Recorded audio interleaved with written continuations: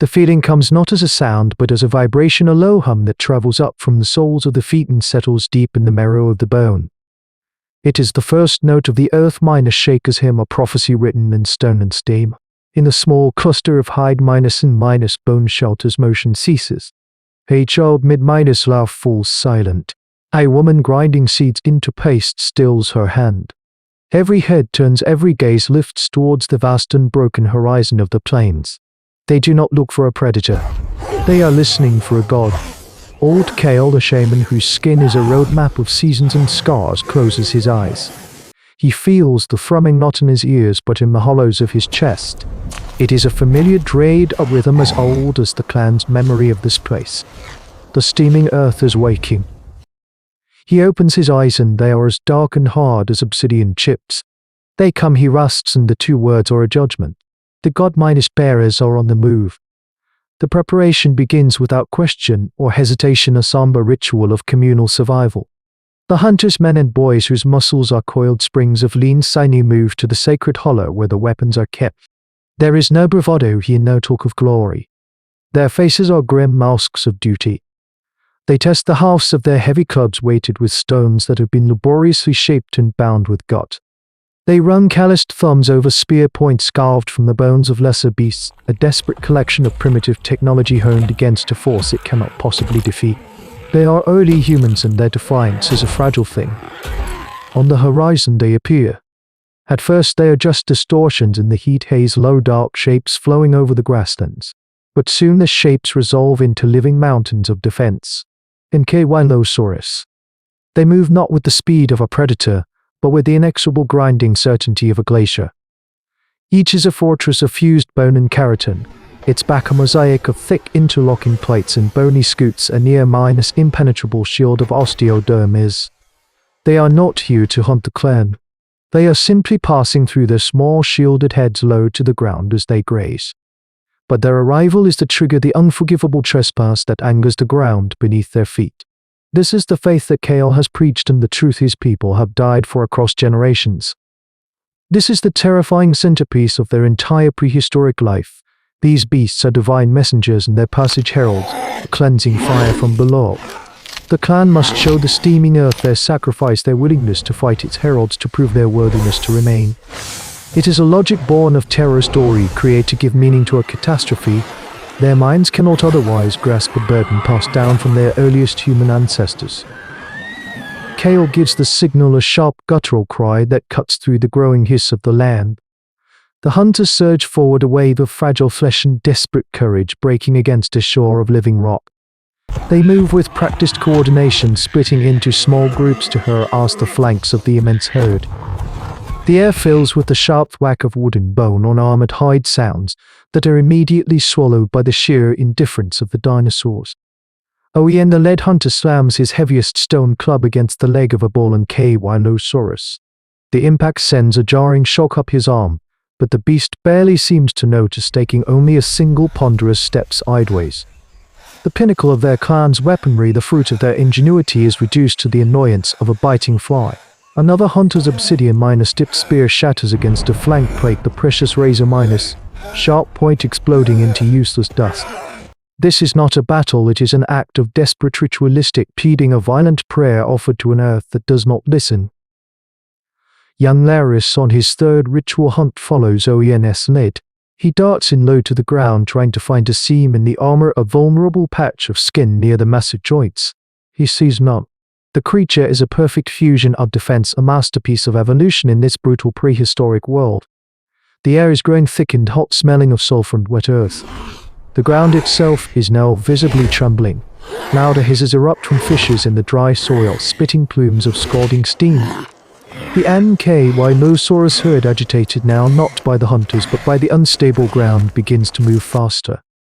Their low resonant calls are no longer placid grazing sounds, they are notes of alarm. It is in this chaos that Lara stumbles, his foot catching on a newly formed crack in the earth. He falls sprawling directly in the path of a swinging tail. He does not see the weapon, but he feels the air displace. A mass of solid bone, a terminal knot of lethality at the end of a muscular armored tail.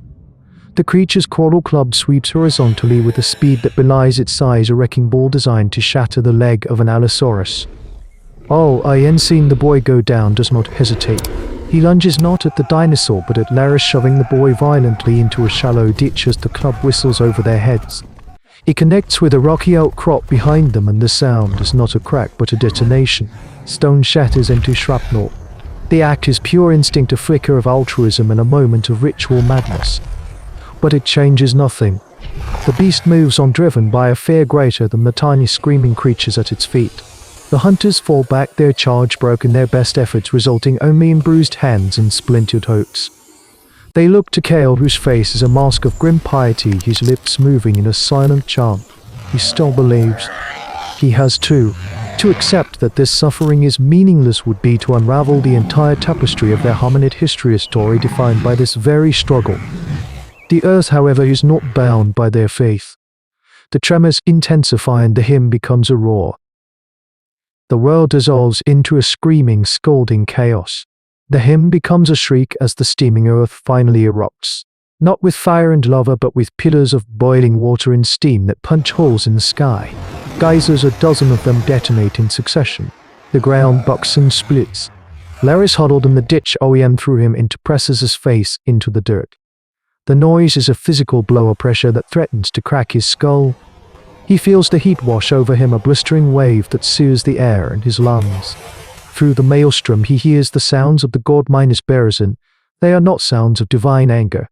They are bellows of agony and terror. One of the younger Ankylosaurus, its flank armor not yet fully hardened, is caught directly by a jet of superheated water. Its impenetrable hide is cooked in an instant, and the creature collapses with a gargantuan wretched cry. When the last geyser sputters and the roar subsides to a deafening hiss, Laris dares to lift his head. The world is remade. The plain is a shattered, steaming ruin pocked with new chasms and pools of bubbling lethal water. The great herd is broken, scattered, and they are fleeing, not with the ponderous certainty of gods, but with the frantic wide mind-aside panic of animals escaping a fire. They scramble away from the steaming earth, their powerful legs churning, their club tails held high not for defense, but for balance as they run for their lives. In that moment, hiding amongst the dead and dying of his own clan, Laris sees the truth.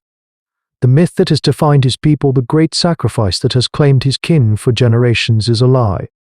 A profound and terrible misunderstanding. The god minus bearers do not bring the cataclysm. They are its first and most obvious warning.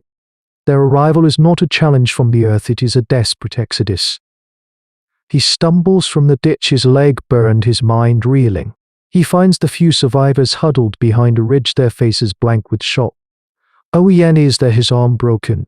Kale the shaman stands apart, staring at the devastation, his expression one of rapturous horror. The earth is pleased with our offering, Kale whispers, his voice cracked. It has shown us its power.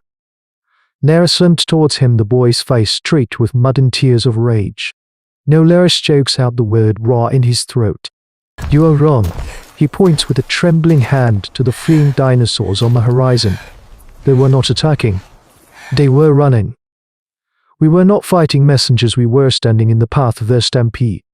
The revelation hangs in the sulphurous air, simple and devastating.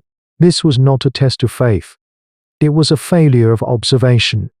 A tragic flaw in the nascent intellect of Homo habilis. Their most vital survival skills had been blinded by superstition. Their home was not sacred, it was a DA trap, and the gods they fought were just fellow victims whose only crime was knowing when to run. Careful coordination. They leave that day. And constant what is left of the clan turns its back on the steaming earth, forever leaving their dead, their traditions, and their gods behind in the mud. Theirs is not a journey of conquest, but a quiet limping retreat into the unknown, guided now by a painful new light. This single brutal event marks a profound turning point in the long, slow dawn of human evolution. It is the moment when the story, the comforting, terrifying myth, is shattered by the observable fact. For this small band of survivors, the world is suddenly larger, colder, and stripped of its divine actors. It is a world that can be watched, learned, and perhaps eventually understood. The courage they now require is not the courage to die for a belief, but the far more difficult courage to live with an uncertain truth. This nascent ability to separate correlation from causation, to trust the evidence of one's own eyes over the dogma of generations, is the most powerful tool they have ever possessed.